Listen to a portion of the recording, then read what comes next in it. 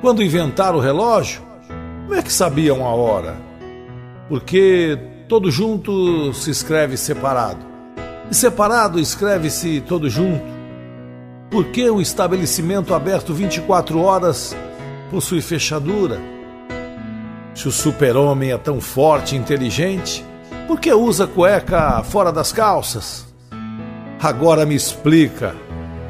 O mais importante, o que é a vida? Para entender a vida, melhor você ter que ir a 3 locais. Primeiro, o hospital, segundo, prisão e o terceiro, cemitério. Porque no hospital você vai entender que nada é mais bonito do que a sua saúde. Na prisão, você verá que a liberdade é a coisa mais preciosa que você tem. No cemitério, você vai perceber que a vida não vale nada. O chão que nós caminhamos hoje será nosso telhado amanhã.